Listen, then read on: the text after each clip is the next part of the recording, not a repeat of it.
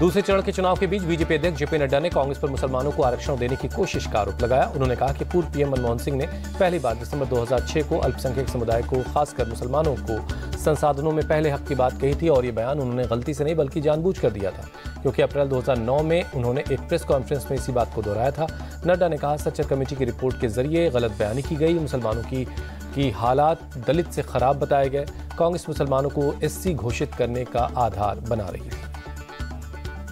दिसंबर 2006 को national development council को संबोधित करते हुए प्रधानमंत्री मनमोहन सिंह ने कहा था, और मैं याद दिलाना चाहता हूं कि we will have to devise innovative plans to ensure that minorities, particularly the Muslim minority, are empowered to share equitably in the fruits of development.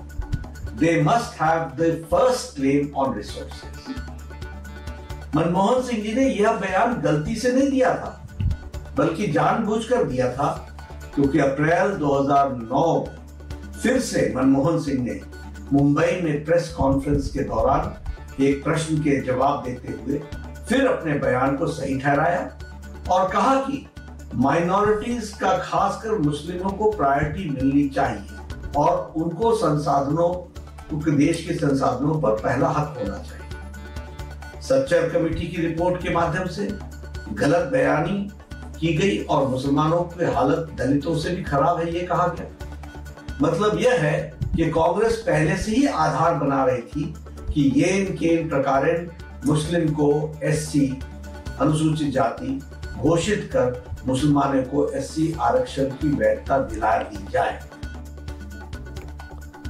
Lok Sabha चुनाव के दूसरे फेज के लिए आज 13 राज्यों की 88 सीटों पर मतदान चल रहा है। यूपी में आज 8 सीटों पर वोटिंग हो रही है। इससे पहले पीएम मोदी का राहुल गांधी और अखिलेश यादव पर शब्दों का बाढ़ लगातार जारी रहा। पीएम ने यूपी के आगरा, बरेली और शाहजहांपुर की चुनावी जनसभाओं में राहुल और अखिलेश पर जमकर हमला बोला। पीएम ने कहा, राहुल और अखिलेश यादव की जोड़ी को दो शहजादों की जोड़ी बताया। कहा कि चाहे राहुल गांधी हो या फिर अखिलेश यादव, दोनों अपने चुनावी भाषण में बार बार ओबीसी की बातें करते हैं, पिछड़ों के पैरोकार बनते हैं, लेकिन सच तो यह है कि दोनों शहजादों की जोड़ी ही सबसे ज्यादा धोखा दे रही है। समाजवादी पार्टी अपने वोट बैंक की खातिर यादवों, पिछड़ों से ही सबसे बड़ा विश्वासघात कर रही है।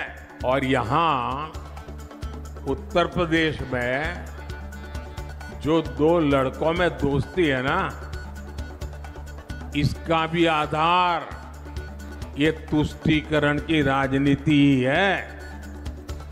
दोनों मिलकर भाषण में तो ओबीसी करते हैं और पिछले दरवाजे से ओबीसी का हक छीनकर अपने वोट बैंक को मजबूत करने के लिए देना चाहते हैं। पीएम मोदी के बयान पर अखिलेश यादव ने पलटवार किया। कहा, बीजेपी को हवा का रुख समझ में आ गया है, इसीलिए मोदी परेशान है और पोलराइजेशन के लिए हिंदू मुसलमानों की बातें कर रहे हैं।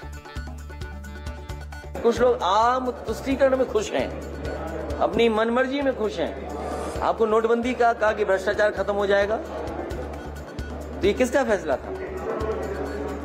इसलिए हम आत्म तुष्टीकरण के शिकार नहीं हैं, हम मनमर्जी के शिकार नहीं हैं, हम मन की बात के शिकार नहीं हैं।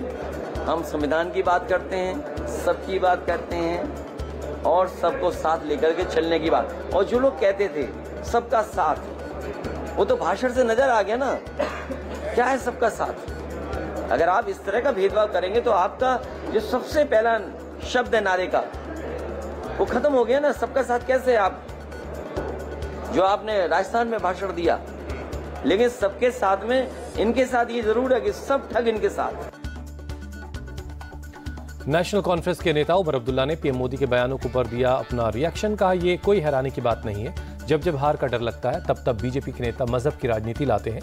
बीजेपी को अब जमीनी हकीकत का पता चल रहा है, तो तभी मोदी ऐसे बयान दे रहे हैं। जहाँ तक मजहब के इस्तेमाल का सवाल है, ये पहली बार हम नहीं देख रहे। उनसे जब बीजेपी को पैरों तले जमीन जो है वो खिसकती हुई नजर आती है, वो मजहब के हवाले से फिर बात करना शुरू करते हैं। ये अपने आप में कोई मतलब छुपी बात नहीं है कि पहले चरण के मतदान के बाद ही ये इस तरह के हमले जो है, सियासी हमले मुसलमानों की तरफ खासकर जो है किए गए।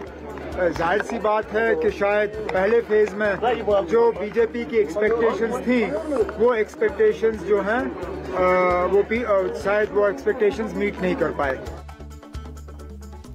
कांग्रेस नेता पवन खेड़ा ने कहा, अगर कांग्रेस मैनिफेस्टो में कहीं भी ऐसा लिखा है तो मोदी जो उसे दिखा दें और वो राजनीति छोड़ देंगे। अगर ऐसा नहीं है तो फिर मोदी झोला उठाकर चले जाएं। पवन खेड़ा ने कहा कि धर्म की राजनीति बीजेपी करती है, कांग्रेस नहीं। धर्म के आधार पे प्रचार कौन कर रहा है? प्रधानमंत्री।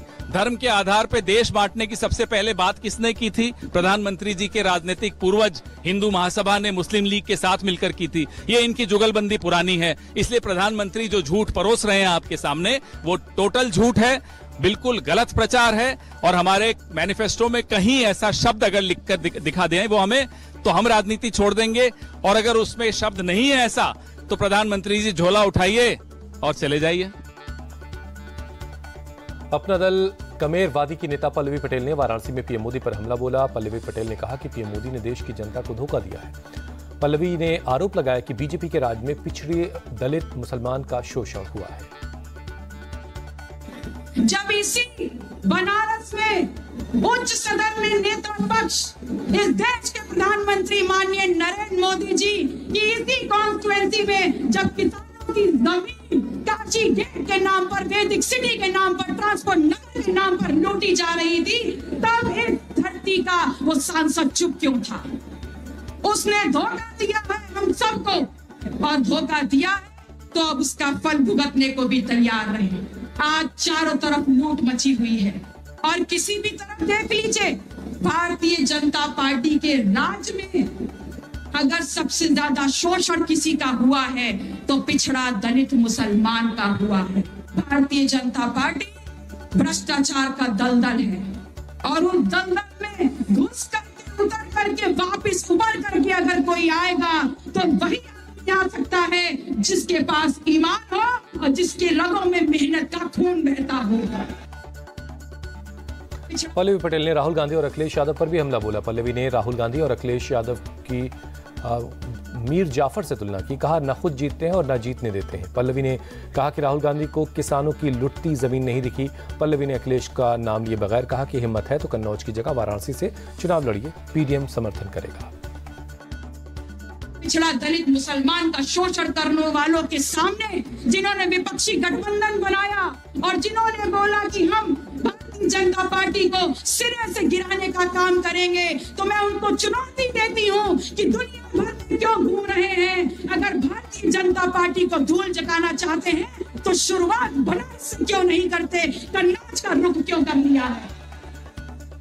मैं आपसे कहने आई हूँ कि आज आइए, चुनौती देती हूँ उन विपक्षी दलों को कि यहाँ आइए और यहाँ पर चुनौती स्वीकार करिए।